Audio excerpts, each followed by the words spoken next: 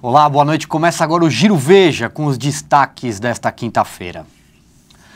A crise sem fim e a ruína do governo Dilma Rousseff foram destaques na imprensa internacional nessa quinta-feira.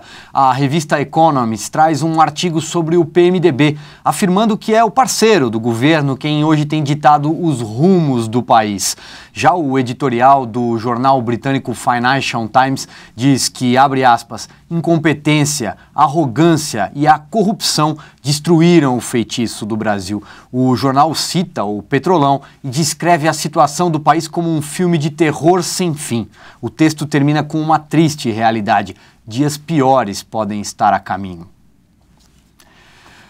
Seguimos falando de crise. O repórter Luiz Lima conta como foi a resposta do mercado à redução da meta fiscal. Fala, Luiz.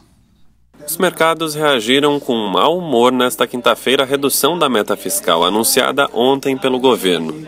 No câmbio, o dólar rondou o patamar dos R$ 3,30 e terminou o dia a R$ 3,29. Já a bolsa terminou em queda de mais de 2%, abaixo dos 50 mil pontos. A leitura do mercado, Silvio, é que a redução da meta de superávit primário de 1,1% para 0,15% do PIB fragiliza ainda mais a situação fiscal do país. Isto porque reflete a ineficiência do governo em levar a cabo o ajuste, que pode ter seus efeitos prolongados até 2018. Além disso, a decisão foi encarada como uma derrota para o ministro da Fazenda, Joaquim Levy, em seus esforços para reequilibrar as contas públicas. No pior dos cenários, o mercado teme que o país perca o tão cobiçado grau de investimento, já que a nota do país está sendo avaliada por agências de classificação de risco, como a Moody's e a Fitch. Como diria o Financial Times, Silvia, a situação do Brasil mais parece um filme de terror que não tem fim. Mas tomara que acabe logo, né? É com você. Operação Lava Jato, a estranha e não explicada saída da advogada Beatriz Catapreta, que conduziu acordos de delação premiada, continua repercutindo. O Felipe Frazão tem as informações.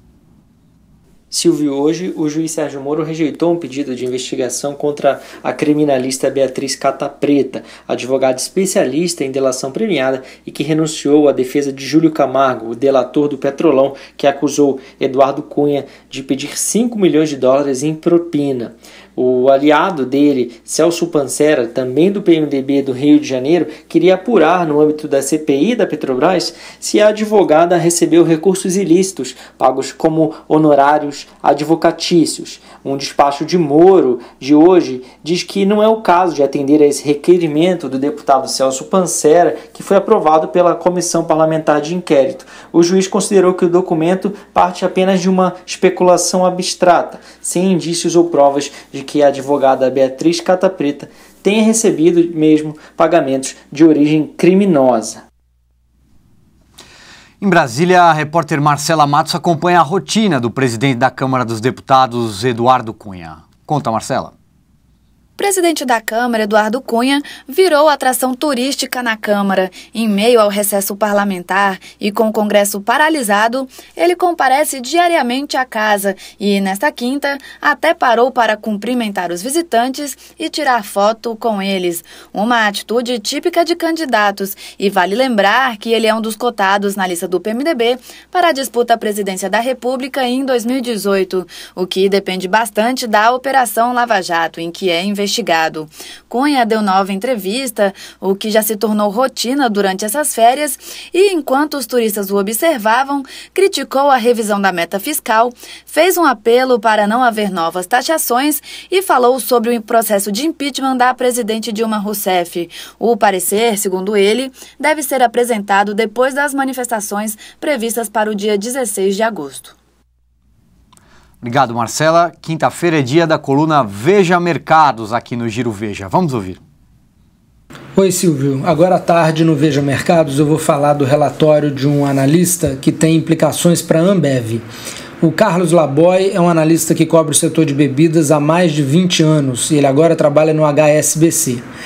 Para o Laboy, as condições estão dadas para a SABMiller, que é a segunda maior cervejaria do mundo, comprar a cervejaria Petrópolis no Brasil. A Petrópolis é a fabricante da Itaipava, que hoje é a 4ª maior marca de cerveja do Brasil e dona de 15% do mercado. A tese do Laboy é simples. Ele diz que a Ambev tem 70% do mercado de cervejas de acordo com o Nielsen. E se ela crescer mais, ela pode acabar tendo problema com o CAD, pela concentração de mercado. Ele diz que o trabalho do líder de mercado é fazer crescer o mercado, mas que a Ambev não consegue fazer isso se ela não tiver concorrentes que também tenham uma boa estratégia, estejam executando bem essa estratégia e possam dividir o mercado com ela.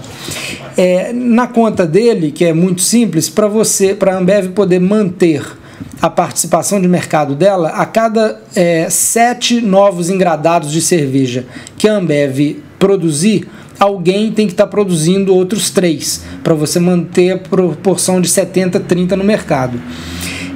O problema é que hoje os concorrentes da Ambev estão todos mal das pernas, estão todos muito fracos.